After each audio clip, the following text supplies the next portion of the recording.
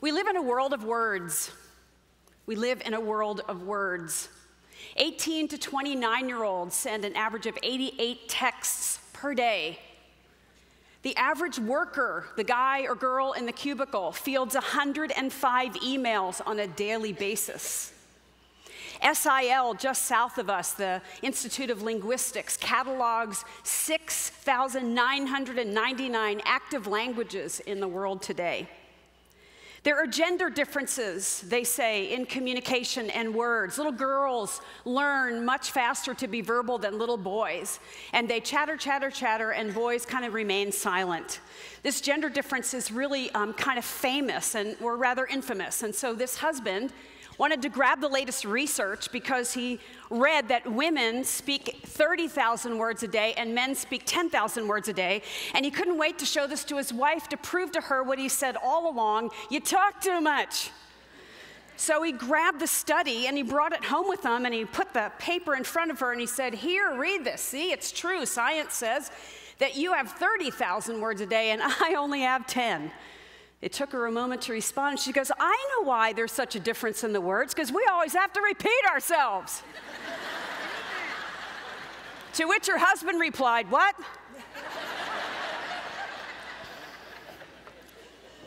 Well, the magazine Science blasts that popular myth that men and women have disequal numbers of words. It turns out, through the miracle of scientific research, that women have slightly over 16,000 words a day and men have a little over 15,000 words a day.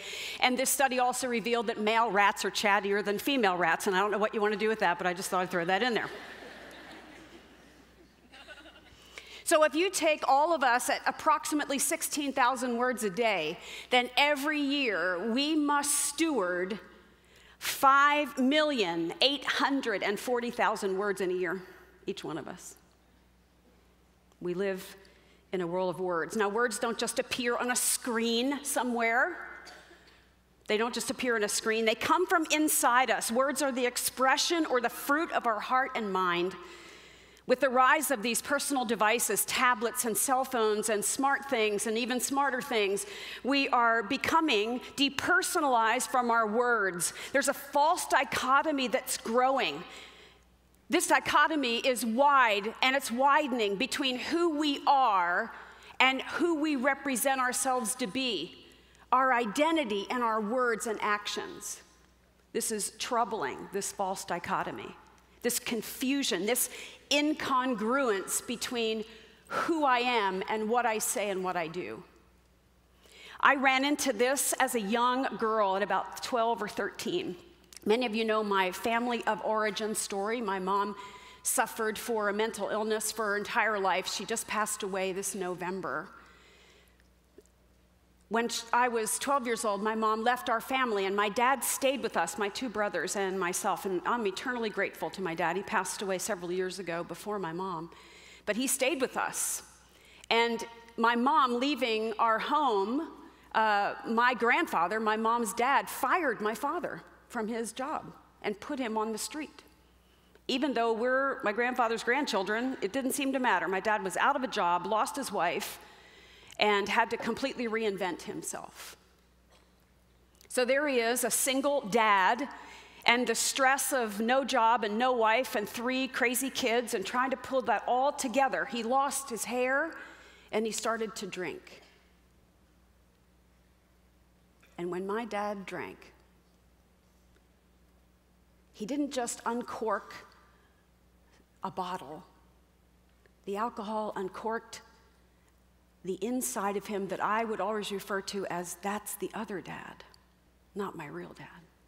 See, my real dad was funny. In fact, we used to call him the zipper because he's really skinny, and when he stood to the side, he had such a big nose, he looked like a zipper.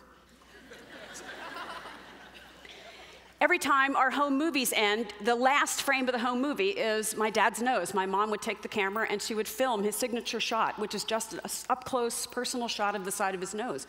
That was my dad. He was funny. He got up and made our lunches. When my mom left, he actually went to Girl Scouts with me. He looked a little funny in that green uniform, but he went. And he would go on camping trips. He was the only guy. Now I look back on it, it was probably a cool thing for him, but it seemed sacrificial to me at the moment. But he did all of these things for us. He was engaging, and he played with us, and he did all kinds of things. That was real dad. But other dad, the words that would come from him, the hurtful, stinging words were like shrapnel in my heart. Sometimes even to the place where it became physically violent. And the words were matched with blows. And wounds are so deep in us as children that we still deal with them today. And I'm just a few years older than 13.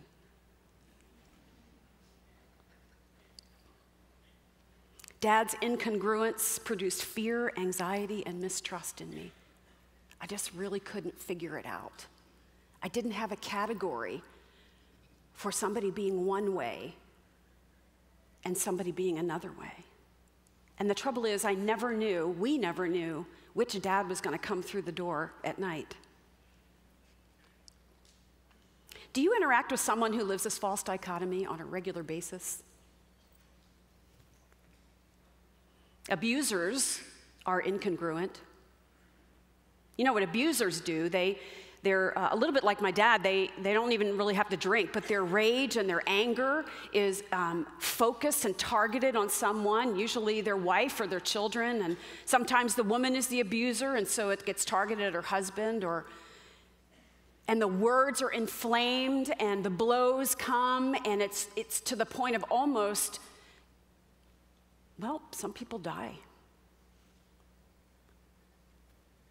It can be a life-threatening situation. And then in a moment, when that person calms down, the abuser calms down, then it's all, oh, I'm so sorry, that really wasn't me. I don't know what I was doing. I just lost. Please forgive me. I beg of you, don't leave me. And the abused person is in this cycle of complete and utter imbalance with the incongruity of this person they love and their one way, and then this way, and then that way, and then this way, and it's too much to bear. I worked for a boss one time in a very small office down at Fair Park, booking school field trips for the Dallas Women's Club when I was going to seminary, and the desk of my boss was here, and there was really no more than this space between our desks, and she would fly off in a ranting, belittling rage at me this close, and then she'd turn her head, do something, and then come back at me and ask me if I wanted to go to lunch. I'm like, what? You honestly don't know what to do. It's so crazy-making, so crazy-making. Students now get bullied, harassed, picked on, belittled on Facebook, on Snapchat, on Instagram, on tweets, and all kinds of things.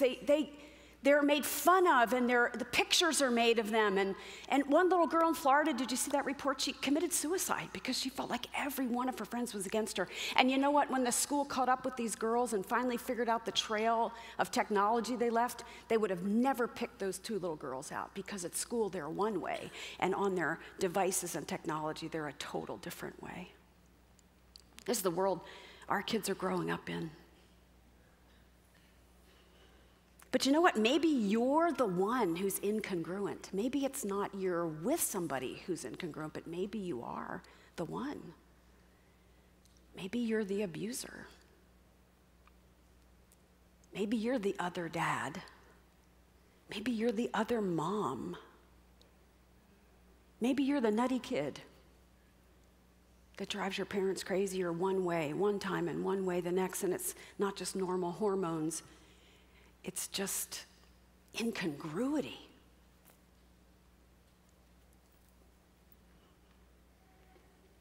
Your words aren't aligning with who you claim to be. Maybe you become an expert at emotional bait and switch. This is so much hurt for you. You know, we look at abusive people or incongruent people, and we have all kinds of invectives for them, and insults for them, and bad feelings about them, but they're hurting because, as my boss June Hunt used to say, my former boss, hurt people hurt people. There's a hurt inside that creates the hurt that comes out. Something is misaligned. The truth is, at some level, we are all incongruent. I am, you are, everybody in this room and everyone who listens to this sermon, there's a level of incongruence. Maybe it's moments, maybe it's seasons, maybe it's times, maybe it's in a certain area that we have incongruency. This dogs every one of us.